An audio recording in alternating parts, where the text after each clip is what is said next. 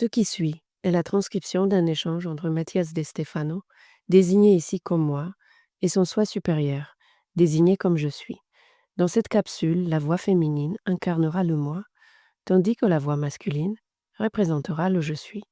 Cette conversation, intitulée Hypocrisie, a été réalisée le 17 novembre 2020.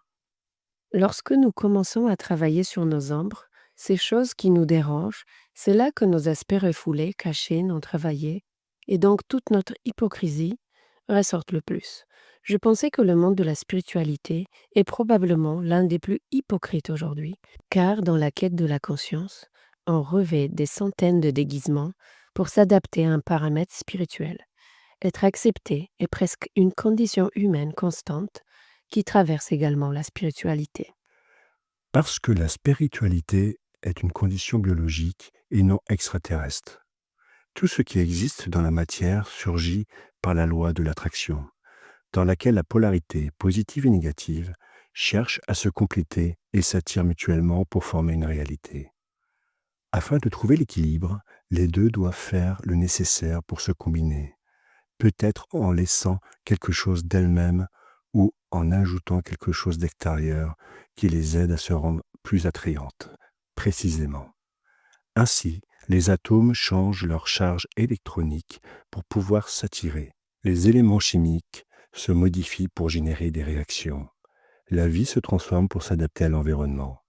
Le chemin de l'existence physique est une modification constante de l'essence afin d'attirer ce qui est nécessaire pour survivre et transcender. Les êtres vivants commencent à imiter leur environnement, changeant de couleur, de forme, se camouflant ou attirant l'attention selon leurs besoins. Faire semblant pour survivre. Exactement. Un caméléon change de couleur pour se camoufler. Un paon ouvre sa queue pour faire semblant d'avoir de nombreux yeux afin d'effrayer ses ennemis ou d'attirer les femelles. Un hibou fait semblant d'être un tronc d'arbre pour ne pas être vu. Les insectes se camouflent avec les couleurs de leur environnement, comme le phasme, la mite, la seiche, le poulpe, le papillon. Les couleurs vives, comme le noir et le rouge, annoncent des dangers, du poison, comme le serpent corail, et d'autres s'habillent simplement des mêmes couleurs pour effrayer, en faisant semblant, comme le faux serpent corail. La nature a découvert le mimétisme comme moyen d'adaptation et de survie. Faire semblant d'être ce que l'on n'est pas a été essentiel à la transcendance de nombreuses espèces. Tous les animaux se camouflent dans la nature. Tous savent imiter, et c'est la clé de leur existence. Et l'humain n'y échappe pas.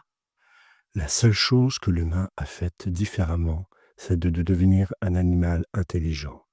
Le développement du cerveau humain lui a permis de se camoufler dans la langue, la culture, la personnalité, la religion. La graine de tout cela se résume ainsi. Faire semblant d'être ce que l'on n'est pas pour protéger ce que l'on est. Cette phrase est une clé importante pour comprendre cela. Notre être est si subtil que l'univers a construit des millions de couches pour le protéger. Comme un oignon, chaque couche est de plus en plus dure, protégeant la précédente, comme des boucliers solides, tous prétendant être forts pour protéger ce qui est mou et faible.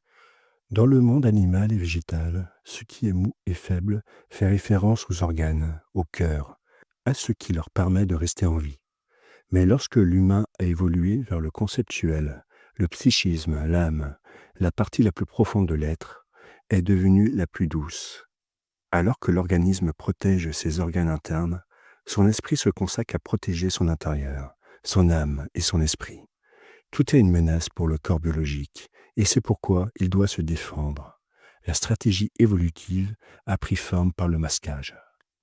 Des masques qui nous permettent d'agir. Cela, mon ami, c'est l'hypocrisie. Elle vient du grec hypos, masque, et crisis, action, qui, avec son dérivé, krites, nous donne le mot réponse. Ainsi, l'hypocrisie est la capacité de répondre avec des masques. À une époque où nous recherchons la vérité, l'hypocrisie devient un mensonge, une fausseté, un déshonneur. Cependant, c'est cette capacité qui t'a permis d'arriver jusqu'ici et d'être qui tu es.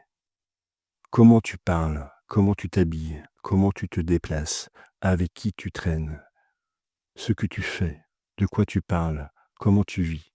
L'individu doit tout au groupe. Dans les groupes de mammifères qui ont évolué sous forme de troupeaux, les familles fonctionnent comme des clans. Les clans génèrent des traditions et des règles, et celui qui déshonore le clan est banni. Ainsi, les individus humains font tout leur possible pour paraître et s'intégrer, appartenir au clan, l'honorer, afin de ne pas être bannis. Avec l'évolution de la société, cela s'étend à différents domaines, tels que les groupes d'amis, l'école, l'université, le travail, les classes sociales et maintenant les réseaux, les médias, la célébrité. Nous prenons des choses qui ne nous appartiennent pas et nous les faisons nôtres, en les assimilant, en devenant elles-mêmes. Tout comme lorsque vous mangez, vos intestins absorbent les nutriments des aliments. Vous absorbez ce qui est nécessaire de la culture et de l'environnement. Vous vous habillez comme les autres. Mais même si le singe s'habille en soi, il reste un singe. Une façon de résumer, oui. L'essence est toujours là, à l'intérieur, attendant de émerger entre les couches de fructose du fruit, comme une graine qui veut germer. Mais cette graine devra traverser les couches dures, les modèles qui se sont créés au fil des millénaires, les structures qui l'entourent. L'une des plus grandes capacités de l'être humain est son infinie capacité de création. Tout ce qu'il crée, imagine, conçoit, est un nouveau modèle qui fera partie du clan et finira par déguiser de plus en plus les graines de cet arbre familial. Le clan transforme le fruit de l'action en quelque chose de plus important que la graine que le fruit contient. Donner des résultats. Telle est la clé du clan. Que ce qui est fait apporte quelque chose. C'est ainsi que se crée la culture du service et du travail, celle de produire des fruits pour tous. Mais un jour, la graine devra créer son propre arbre. C'est à ce moment-là que la graine, l'essence, doit traverser les modèles, les coquilles et se frayer un chemin à travers l'hypocrisie pour découvrir la vérité de son être et non celle que l'environnement lui a imposée. Donc, les schémas sont des outils, des codes que nous acquérons pour survivre avec le clan et au sein du clan, qu'il s'agisse de la famille ou non. Et tous ces schémas que nous avons créés sont utiles. Ils sont des réponses à des problèmes, mais au lieu de les utiliser comme de simples réponses et solutions, nous avons décidé de nous y transformer. Et c'est là que nous commettons l'erreur. C'est comme vouloir construire une maison en bois. Tu as des clous et un marteau. Le marteau est un modèle que tu peux utiliser pour enfoncer les clous et assembler les morceaux de bois. L'erreur humaine est de se considérer comme un marteau et d'enfoncer les clous avec son front en donnant des coups de tête. S'habiller d'une manière qui ne correspond pas à ce que l'on est, devenir quelque chose uniquement pour être accepté, c'est un point de vue animal, de survie. Mais ne te méprends pas, c'est très utile. En quoi l'hypocrisie est-elle utile? Tu es hypocrite par exemple. Je suppose, mais en quoi? Tu n'es pas le même avec tes amis qu'avec les gens à qui tu parles. C'est parce que, avec mes amis, je suis très grossier. J'ai beaucoup d'humour noir. Nous parlons et jouons avec beaucoup de choses qui ne peuvent être comprises que si l'on fait partie du groupe d'amis. C'est normal. Cela nous arrive à tous. Oui, mais c'est de l'hypocrisie. Tu es d'une certaine manière avec certains et d'une autre manière avec d'autres. Par exemple, quand tu conduis. Ma mère et mes amis me disent qu'ils ont peur de monter dans une voiture avec moi quand je conduis dans des pays comme le Pérou, la Bolivie ou l'Italie. Mais qu'en Angleterre et dans d'autres pays d'Europe, je suis très polie et je respecte tous les panneaux. Ils se moquent aussi de moi parce que selon les pays où je me trouve, j'essaie de parler avec l'accent local. Tout cela, c'est de l'hypocrisie. Et quand tu canalises ou que tu intègres, tu adoptes les manières des autres. Tout cela est un outil appelé hypocrisie. Quand on te traite d'hypocrite, ça fait mal. Par culture, ils ont fait de l'hypocrisie une norme morale, car être hypocrite définit les personnes qui cachent la vérité derrière des masques, comme les voleurs, les corrompus, les menteurs. L'hypocrisie est devenue une définition négative, niant sa position positive. Elle redéfinit l'hypocrisie comme la capacité à s'adapter aux autres, à faire semblant pour évoluer facilement dans un environnement différent. Imiter un accent est une façon de se rapprocher de son interlocuteur en cachant qui on est afin qu'il reçoive plus facilement le message. C'est une tromperie, mais une tromperie utile qui profite aux deux parties si l'objectif est de partager. Comme dans l'attraction, il faut devenir attrayant pour être mieux reçu et assimilé. C'est là que réside la capacité d'invention, de créativité, de décoration humaine. L'art, la beauté, la littérature, la magie, les langues, le design, le divertissement, tout est hypocrisie. Comment puis-je reconnaître l'aspect positif et transcender l'aspect négatif? Le négatif surgit du besoin de tromper l'autre avec ses propres avantages, pour se sentir en sécurité, obtenir ce que l'on recherche, manipuler. Il naît de la peur, de la faiblesse, comme ces animaux qui semblent plus grands qu'ils ne le sont pour effrayer. La mauvaise hypocrisie naît de la peur de sa propre faiblesse, de la méconnaissance de sa propre essence. Au début, vous avez dit que l'une des hypocrisies qui vous étonne le plus est celle de la spiritualité. Et cela parce que celui qui recherche la spiritualité recherche généralement la lumière, la clarté, l'éclat du soleil dans le ciel, où tout est harmonieux. Mais la graine de l'essence se trouve au centre, derrière les couches acides de l'oignon, dans les ombres de l'intérieur. Quand quelqu'un cherche la lumière, qu'on lui dise que la seule façon de la trouver est de traverser l'obscurité, la première chose qu'il fera sera de nier cette ombre, car c'est là qu'il ne veut pas voir, ce qu'il a caché. C'est là qu'il se trouve tous les schémas qu'il a construits. Il n'y a pas de travail de conscience dans un voyage lumineux, car la graine cosmique ne flotte pas dans les cieux, mais habite les profondeurs de la terre.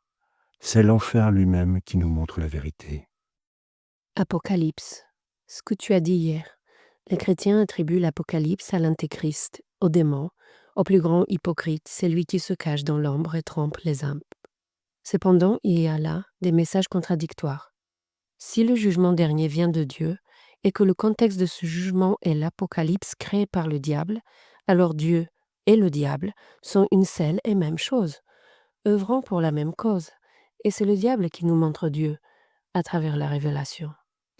Comme je te l'ai dit hier, les textes anciens ne parlent pas de faits, mais de circonstances psychologiques. Lorsque tu cherches la vérité, tu dois affronter les ombres. Et là, tu lèveras le voile, tu révéleras. Là, tu verras la lumière qui est Dieu.